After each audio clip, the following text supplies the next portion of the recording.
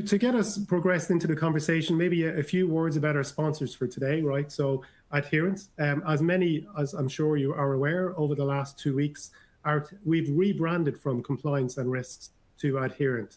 And this coincides with the launch of a brand new native AI product of the same name, Adherent. And our vision here at Adherent is to ensure every consumer all across the world enjoys safe, sustainable products. So what is Adherent? A new native AI platform that leverages all the advantages of advances in technology, namely AI, while maintaining a unique element of its adherence proposition and offering our domain expertise who work every day to ensure regulatory content is identified, curated, and presented in a trustworthy fashion.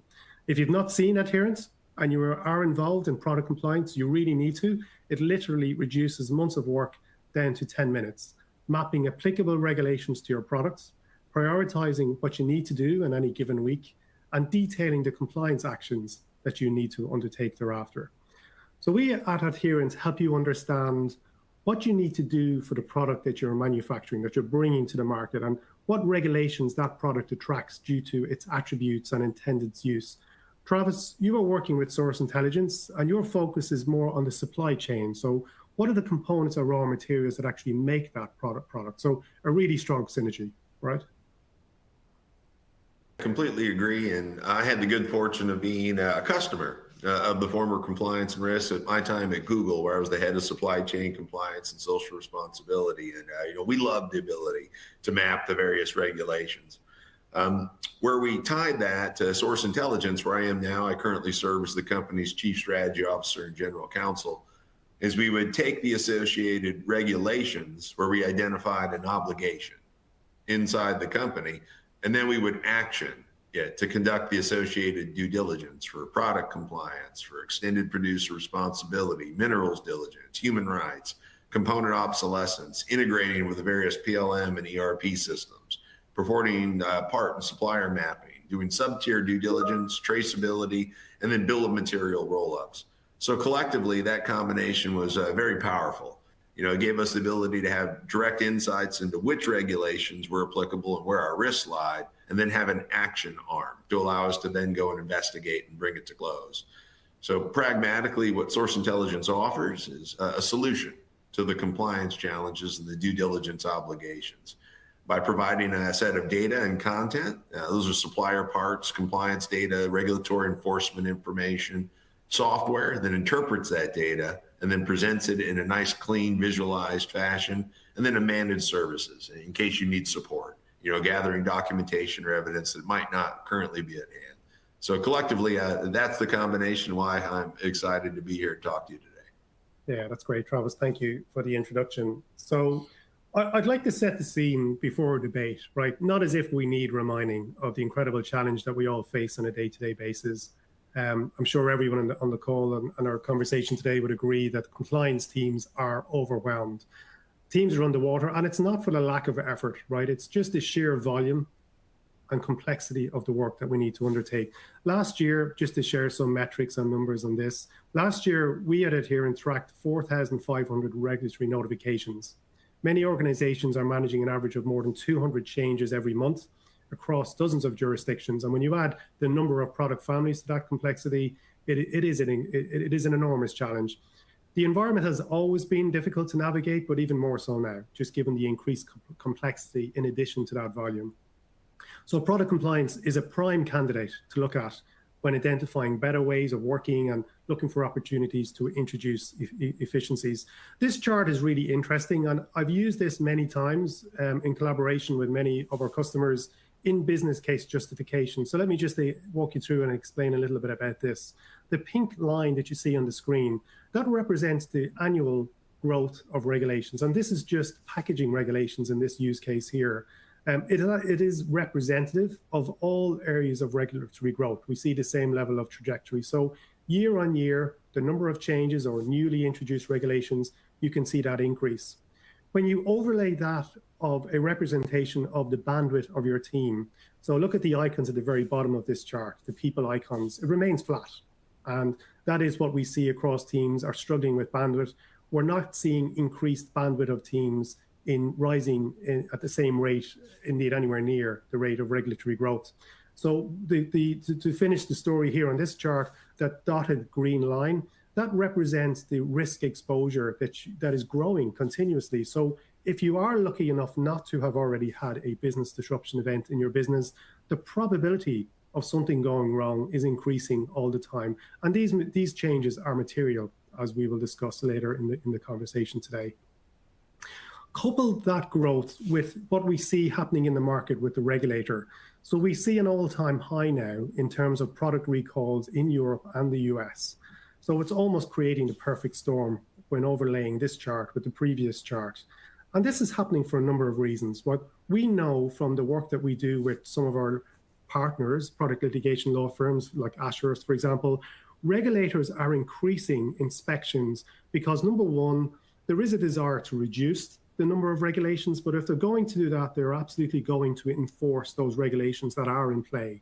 That's one reason we see this rise in enforcement.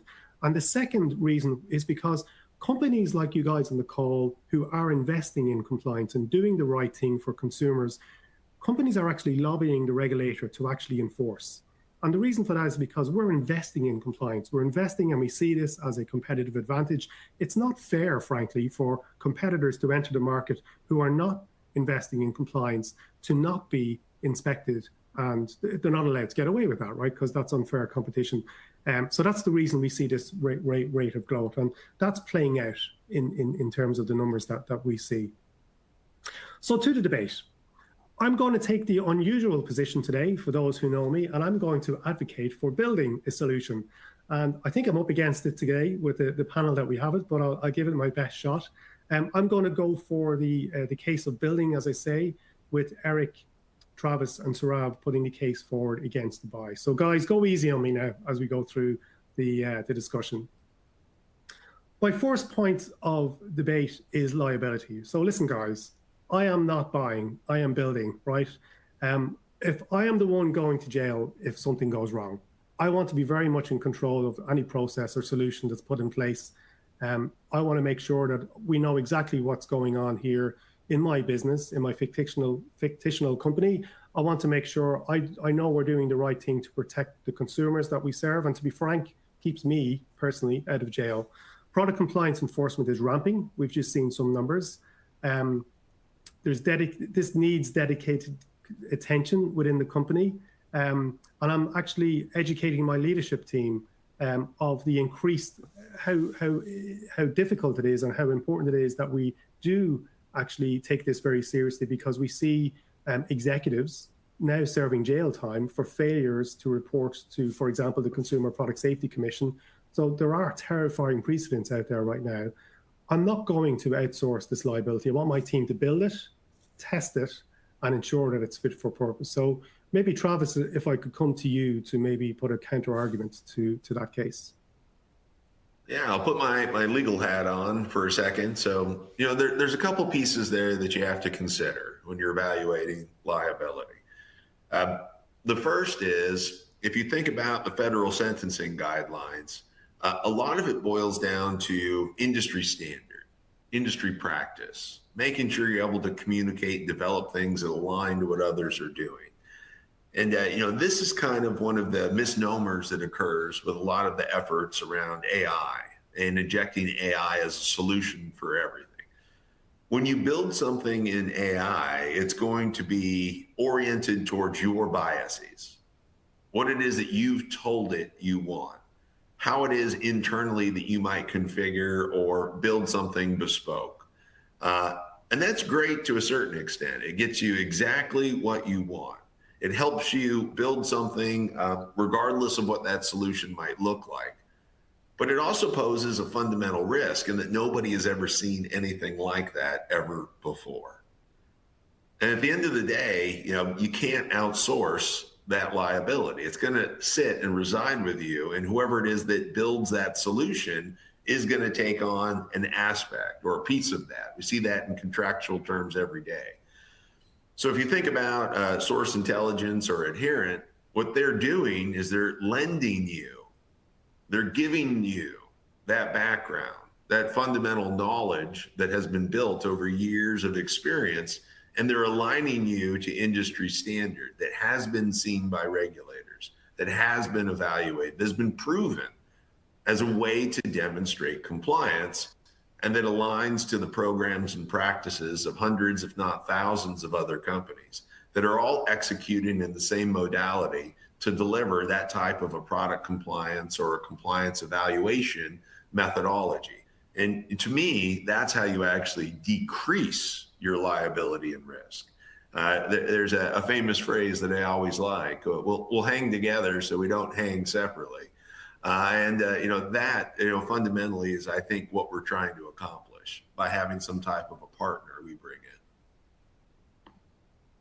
Understood. Thank you, Travis. And the next question really is cost, right? So the question of cost, and I taking the perspective of, in this fictional company that I work with, I've seen this a lot, right, in conversations I've had. We have initiatives in the business here that are, we've got some AI resources, right? So my IT department, for example, is giving me some resource here, some FTE equivalent from the IT department with really, really good AI skill, right? So I've got some whizzes on the team here who are going to help me build out an AI solution internally. I would be very foolish not to take them up on that offer. It is actually not going to cost me that much to build something internally. So what am I missing there, right? So maybe, again, going back to you, Travis, just to say, like, why would I spend something externally when it's almost like free to me internally for a build? Yeah, I'd say nothing's free, and AI specifically is not free. We can see that every day with the notices that are coming out and the token spend that people are incurring. I think Uber's a great example that happened earlier this year, where they burnt through 2x, their budgeted forecast for AI in the first half of the year, which is insane to me. But pragmatically speaking, let's kind of unpack that. So liability doesn't go away just by not doing something. In fact, it gets bigger and bigger, because everything and every regulation that is to come builds upon the regulations that preceded it. And if you don't have a program or a process in place for, say, packaging wheat and battery, there's no way you had a program in place for, say, Ross and Reach. And then there was no way that you were ready for conflict minerals and the forced labor rules that came up. And again, there's no way that you're ready for the battery regulations or the PPWR, which is going to come into force in a couple months, because each of those regulations requires that intrinsic due diligence, that knowledge, that process, that ability to gather and assimilate data, and in many instances, the need to create information that doesn't exist within the organization at the moment. So if you kind of think about all of those pieces brought internally, what you'll find is, once you start pulling on that thread and you start trying to build something internally, it's going to reveal how much you don't have and how much of the systems, the resources, and the expertise you're going to end up having to outsource. And as you start to configure or to patch holes and to rebuild and to hire outside contractors and to hire somebody to validate what you've built and to hire somebody that's in the legal team or an outside firm to come in and vet things, you're probably going to find that bill gets a lot more expensive than you anticipated. But pragmatically speaking, back over to you, Danny. Where do you want to go from there? Yeah, I was going to write, I'm not liking what I'm hearing as part of my debate, because you put forward a good argument, right? So I'm going to jump over to Eric just to see what else can really, Eric, do you have additional items to build on what Travis has just shared? Yeah, absolutely. Travis is exactly right. We're finding that, we can spend as much as 8 figures a year. When we look at what we have, we've got a team of 50 subject matter experts that are doing everything from gathering the regulations to helping our engineers understand how to shape the AI to helping us test, which is a big effort.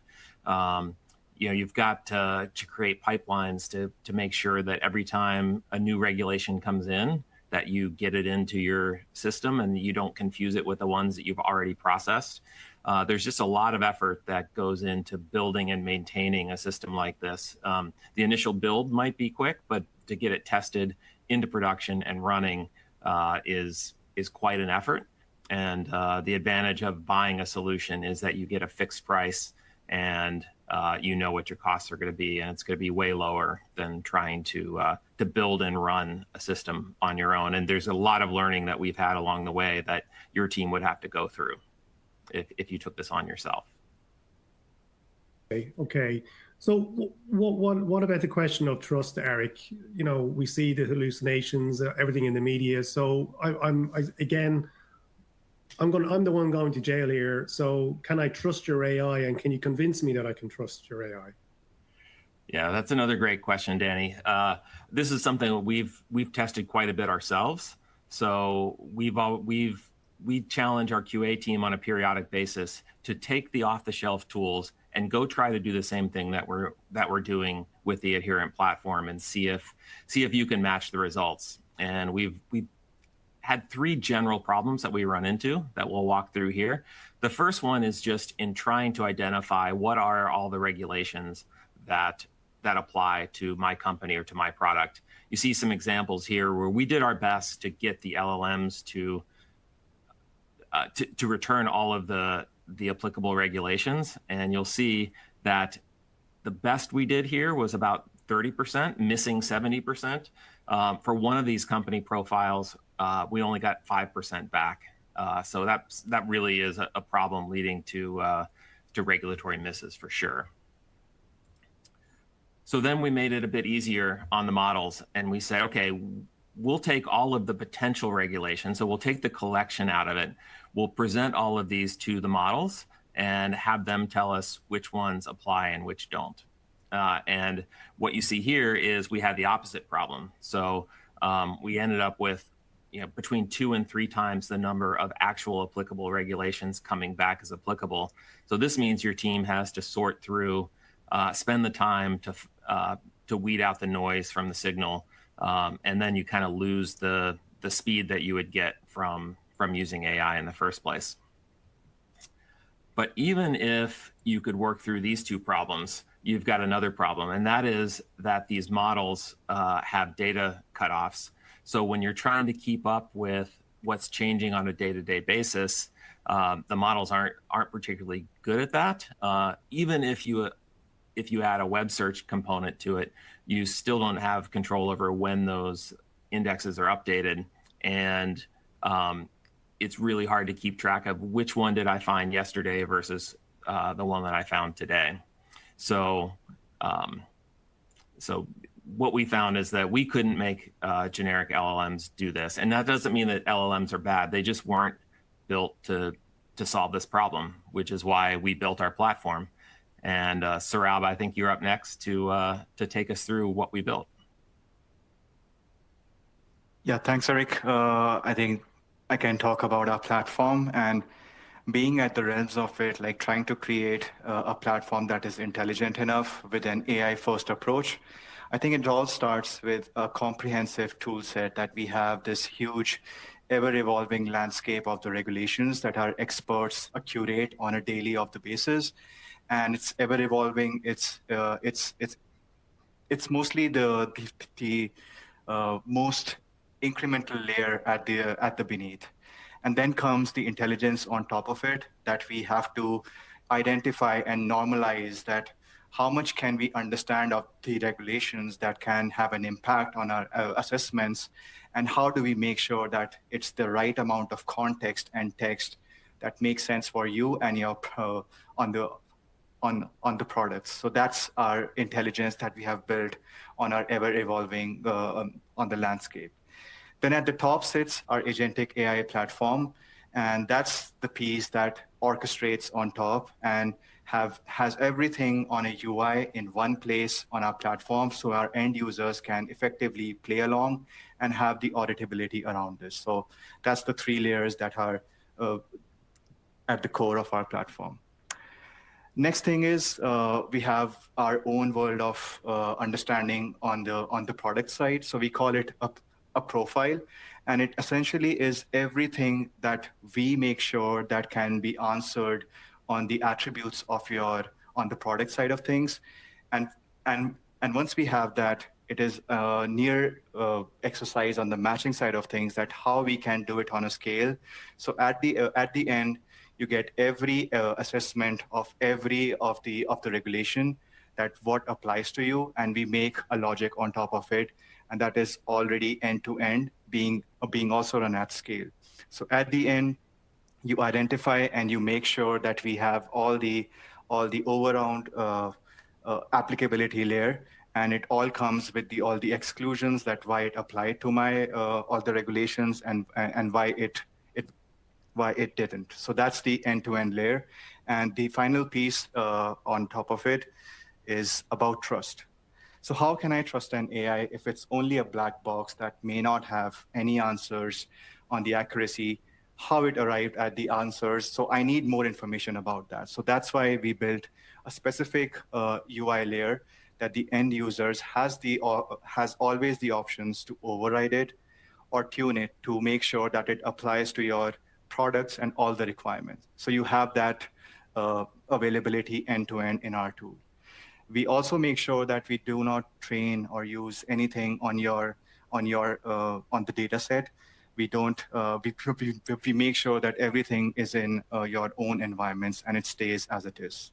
And the last piece is that you also have the end-to-end auditability, that every piece of the output that our AI has a link back to the original source on the PDF. So it's an end-to-end audit trail for you to bank on our AI outputs.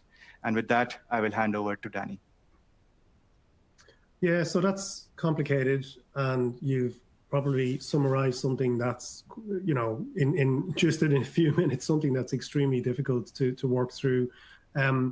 My team are telling me, going back to the debate, is there anything you can equip me with, Saurav, that helps me articulate in the most basic sense, because this does sound complicated, in its most basic sense, what objection handling could you equip me with to go back and explain to my IT team or maybe to my executive that this is not a trivial problem to solve? It absolutely appears to be complex. Absolutely, and it's a nice point also, Danny. Like, we hear it all so often that it works on the few regulations of mine. I can use these XYZ tools in the market, but why is it that you should use our tool? So I have like a simple argument there, that it is very often that you can get these LLMs off-the-shelf tools to answer it on your 10 or like 10 or tens of the regulations.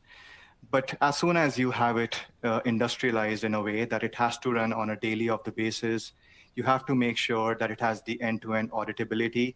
We already know from doing it in-house that LLMs also don't do well when you have to feed it all the context, all the regulations, all the complex web of the regulations that exist there. As an example, a law, a policy, a standards. These are not the same kind of the text that can make sense out of the box tools. And it is quite important that most of all the patents, like 2 out of 3, are built on how do we understand all the regulations, and it applies. So we make sure that we feed the right context around that in a way that all the models can make sense of it.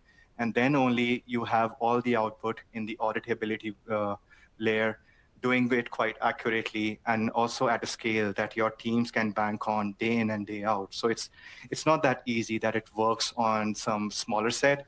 We have seen the issues and we have learned a lot in that sense. And that's why we can do it at scale with all the auditability and the trust in our outputs at the end of the day. So it's a nice thing to say, but it only works only a small few rigs. It's my argument there. Yeah, and this visual, actually, it's coming together for me in terms of this visual, right? In the regulations independently, or even subcomponents of regulations, might be easy to summarize and parse, but it's the context. You've used that word, context. It's the interrelationship, which only the people on the call today with experience in regulations will appreciate. The fact of the one regulation changes here, 4 steps away, interdependencies and relationships between regulations can impact other regulations. And that's something that you've solved, Saurav, I think, in the matching engine. I think, is that correct too?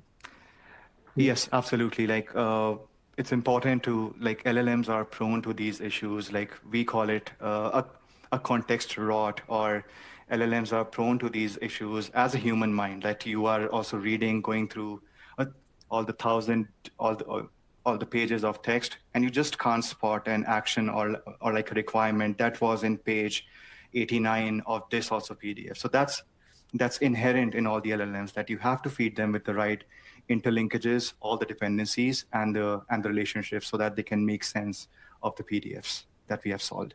Thank you. Yeah. Okay. No, thank you, Saurav. And I feel, as I expected, I feel like I'm losing the debate here, right? So, but Travis, I might come back to you because look, you've worked literally with hundreds of companies out there, Travis, and you know, my argument maybe to try and rescue myself here is, surely you don't know my unique risk profile, my unique risk exposure areas. Like if I want to ramp up in one area that's hot, right? Take EPR, I think you mentioned, or PFAS.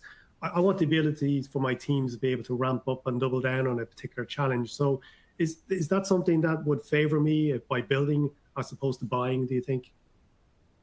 I don't think so. And I think it actually gets back to some of the previous answers. I'll explain. I'll back that a little bit. So if what you're describing here is actually context, you're giving the context of your company. And that context can be leveraged by the AI, but the AI also needs the additive context of historical knowledge. It also needs the context of industry standard and norm.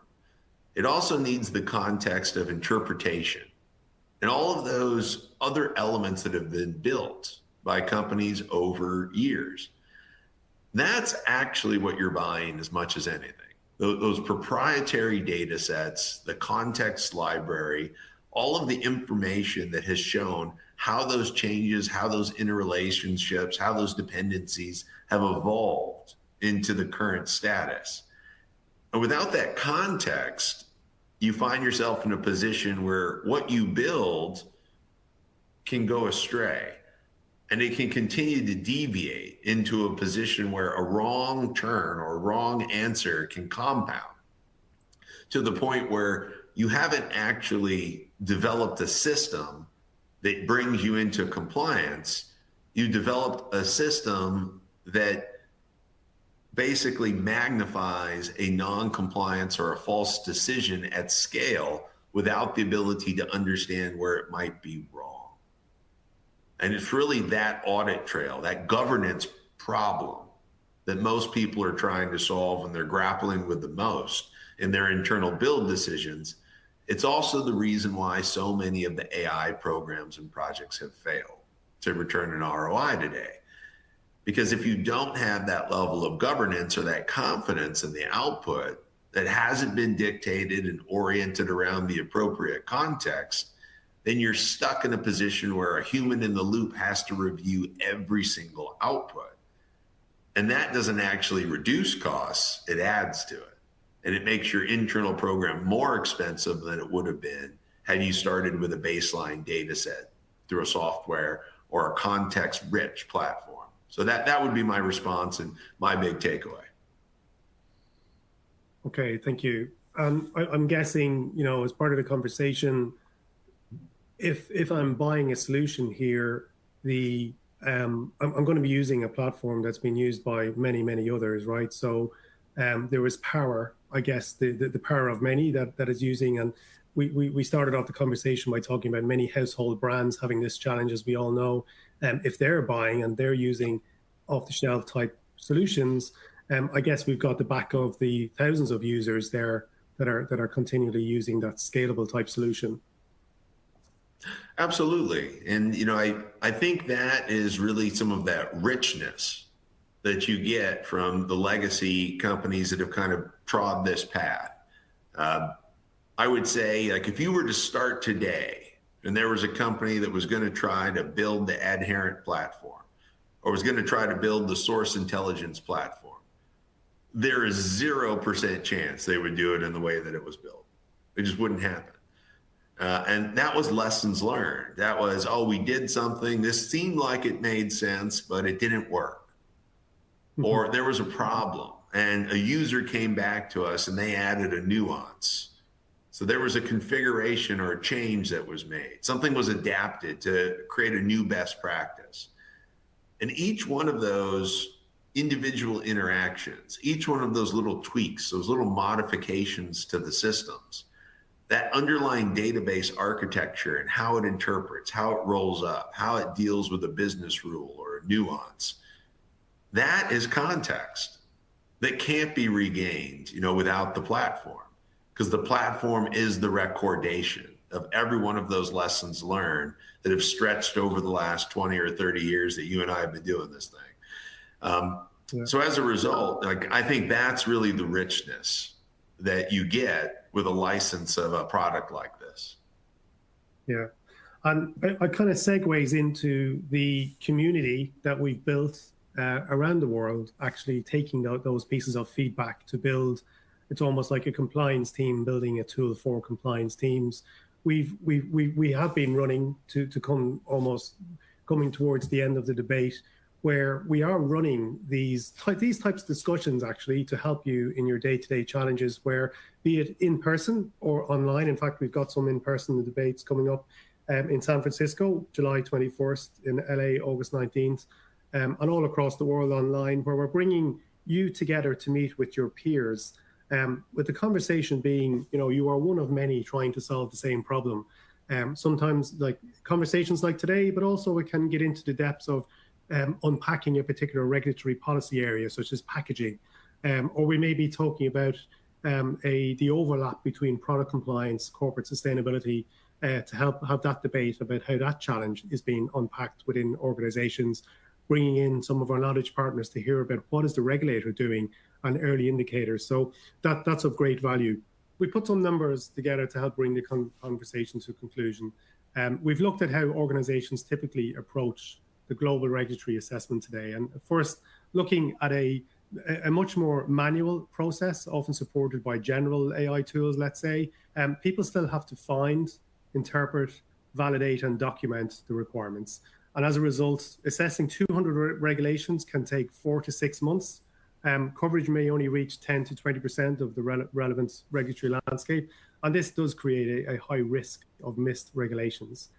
Traditional compliance platforms, they do improve on that model, automating portions of the process. Timelines shrink from months to weeks, so typically 6 to 8 weeks for the same type assessments. Coverage does improve to around 70, 80%, but human reviews remain a critical bottleneck in the process, limiting scalability and leaving some risk on the table.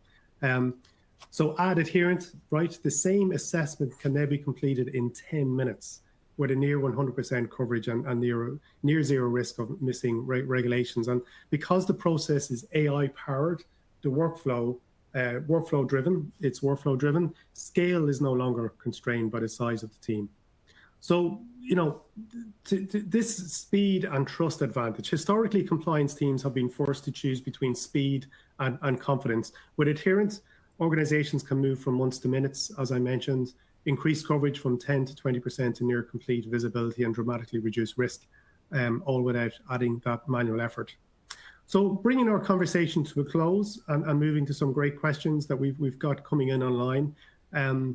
The team have really articulately or eloquently put forward the case of a buy solution. If you are leaning towards building software, look, the logic is understandable.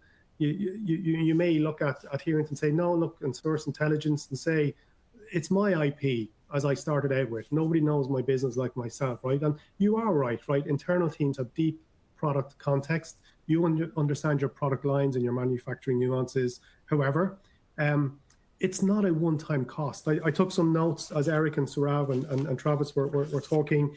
I took away that context is such an important challenge, and that's only, I guess, understandable from people who do this job to understand the relationships between regulations and how deep that spider web of relationships go. It is not a one-time cost. So while an initial build, which will be underestimated, to Travis's point about the constant feedback and lessons learned that our organizations have had by working with the market to build a best in practice tool, domain expertise is required. It's not just on the IT side. So I think as Eric would have shared, that the only reason that Adherent, we've got patent pending, a matching engine in place, is that our our domain experts have worked collaboratively with our AI engineering and Saurabh's team and wider engineering team to build that solution.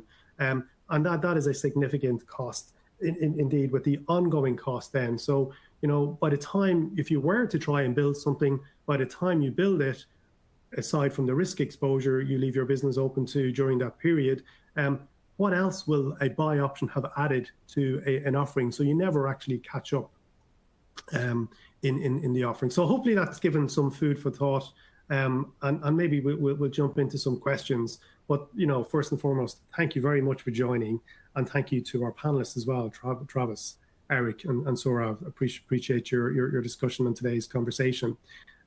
Some questions, and I'll answer some initial, and then maybe throw some out to the audience or to the panel. The question is there global coverage with the tool? Does it cover APAC? And yes is the answer. We do. Of course, there is a tool, Adherent, and you'll be able to follow up as a result of this call and Source Intelligence should you wish to run a trial to be able to test out the solution. So maybe some other questions then. One question is, where do we obtain the proprietary data set? Where does the regulatory content come from? So Eric, I might jump to you to help me answer that question, if that's okay. Yeah, thanks, Danny. So the regulations themselves are gathered by our team that's been doing this for more than 20 years. So they know where the regulations are, and they are able to bring them in. But that's just the start of the data that we work with. They work, like you mentioned, with our engineers to build what's called an eval set, which is how you actually test that the AI is doing reliably what you want it to do. And so that is a collaborative effort between our subject matter experts and our engineers that are building the solution. Thank you, Eric. Another question has been, does a client using the platform need to know which regulations are applicable before using? And the answer is no. That's the whole purpose. You would enter in, as you'll see, and I encourage everybody to take a free look at the tools.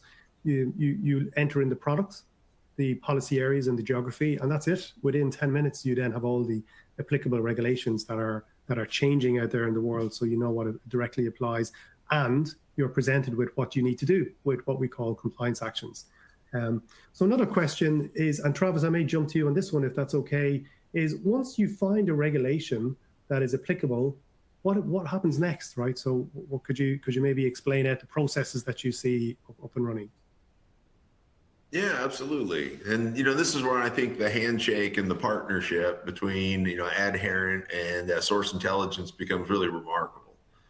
So Adherent is, best of breed, figure out exactly which rules and regulations are applicable to a large international global organization, unquestionably. So now you've identified that, say, for example, my pencil, has a potential regulation concern with the graphite or the lead or, the formaldehyde that might be in the presswood that created this, or, something might be a concern. There's a regulation around what kinds of materials can be used or where it might be sourced from. Well, now you have to vet that. You have to go and reach back out to the supplier of each one of those raw materials or those components and evaluate if there might be actually a concern. There might be a regulatory non-compliance that would prevent Dixon Ticonderoga, in this case, from being able to sell this pencil in Europe or in the UK or in Canada or in California or wherever it is that there's that applicable regulation. So in those cases, you basically hand over that bomb and you start to evaluate each component against the compliance obligations, which is exactly where my company comes in, what Source Intelligence does. So, that theoretically is the way. That's the mechanism that in practice, you can deliver the ability to sell product into the markets that you desire at the cost that you hope to. Thank you, Travis. Two more questions, and I think then we're at a close unless anybody else would like to put a question on the webinar. We heard you state that people are involved in the regulatory research. Is that correct? And the answer is yes. So we, as for those of you who would have known compliance and risk now Adherent, Joanne O'Donnell, who's regulatory, often online and at our community events talking about the changes to the regulatory landscape. Joanne has a team of over 50 domain experts, 27 languages within that team. And that is the team, regulatory experts, who are researching every day on your behalf, helping build that content that you consume within the platform. So you do have a team of domain experts there behind the scenes carrying out that work for you. And then the final question was from, I think it's Shawneen is the name, is we are in the middle of a build. Are there further lessons learned you could share with us offline? I'm calling that out is because yes, offline, but it just made me remember that to share with you. If you are in the middle of a conversation around a debate to build or buy, or you're in the middle of a build project and you'd like to learn the lessons we've learned, I have, and Eric and team have partaken in a lessons learned workshop where actually we're delighted to share with you the journey that we've been on. No commitment, obviously, to engage with Adherent or Source Intelligence, but we're delighted to share with you the lessons we've learned, because we do believe at some point that partnership may exist in the future. But we're also very proud of what we've built and happy to share, as I say, some of the lessons learned. So that offer is open to people in a build conversation right now to help with you with progressing your program. With that, I think we're coming, the conversation on webinar comes to a close. So without further ado, thank you to the panelists for the conversation. And absolutely, Travis, thank you so much for joining, really insightful. Saurabh and Eric, thank you too. And until next time, thank you all.